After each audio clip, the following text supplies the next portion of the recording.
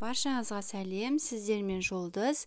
Бүгін каналымызда осындай ас содасы қосылмаған өте дәмді құймақтардың рецептімен бөлісетін боламын. Видеоның соңына дейін тамашалаңыздар. Бізге керегі 2 жұмыртқа, 2 жұмыртқаның үстіне 2,5 ас қасық қант салатын боламыз. Бұл жерде тәтті болғанын қаласаңыз, қантты көптеу қоссаңыздар да болады. Жақсылап араластырамыз. Венчикпен немесе шанышқымен, миксермен араластырсаңыздар да болады. Жақсылап араластырамыз. Енді осының үстіне шай қасықтың ұшымен тұз салатын боламыз. Оны да жақсылап араластырып аламыз. Тұзымыз еруі керек. Одан кейін жылы сүтімізді құямыз. Сүтті жылытып алғандарыңыз дұрыс.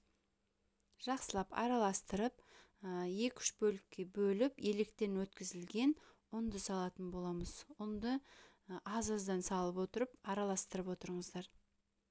Мен 3 бөлікке салып, араластырып отырып салдым. Барлығын бірден салсаңыздар, ол қатты қою болып қалады.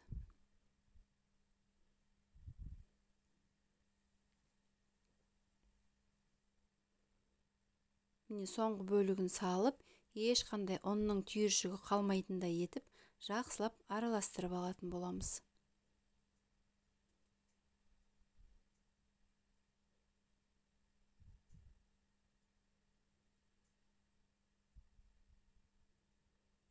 Мінекей массамызды толықтай араластырдым, ешқандай түйіршік қалмай. Енді осының үстіне қайнап тұрған ыстық суымызды құятын боламыз.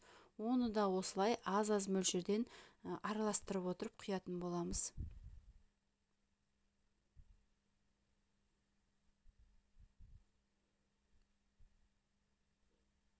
Мінекей 2-3 бөлікке бөліп отырып, ыстық суымызды құйып, жақсылап толықтай араластыратын боламыз. Бұл жерде айтат кететін зат, егерде сіздерде ұндарыңыздың, әркімнің ұнның тығыздығы әртүрлі болады, сондықтан массаларыңыз қою болған жағдайда ыстық судан тағы да кішкене қоссаңыздар болады. Құймағымыздың қамыры сұйық болуы керек. Мінекей толықтай құйып араластырдым. Мінекей құймағымыз дайын. Енді осының үстіне 2 ас қасық сұйық май қосатын боламыз. Оны да жақсылап араластыратын боламыз.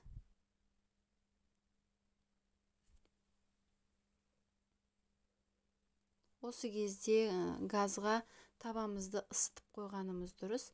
Қатты ысып тұрған табаның осылай біріншісін майлап алатын боламыз сұйық маймен.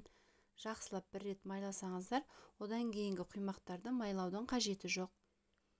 Енді осы қызып тұрған табамызға бұра жау құймақтың массасын құйып отырып пісіретін боламыз. Мінекей аз мөлшерден құйып, жұп-жұқа өте дәмді құймақтар пісіретін боламыз.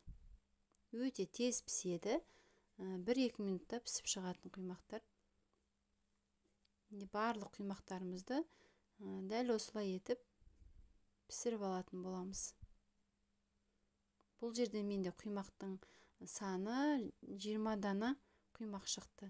Егерде сіздерге көптеу керек болатын болса, осы мен көрсеткен ингредиенттерді 2-ге көбейтіп жасасаңыздар болады. Құрамын видеоның астында описанияда қалдыратын боламын. Мінекей құймақтарын барлығын пісіріп шықтық. Енді осы ыстықтай күйінше сары май жағып шықсаңыздар, одан да дәмді болып шығады. Құрметті көрермен, менің каналыма тіркелмеген болсаңыз, және осы видео ұнаған болса, видеоға лайк басып, тіркелуді ұмытпаңыздар. Сіздермен болған Жұлдыз, сау болыңыздар.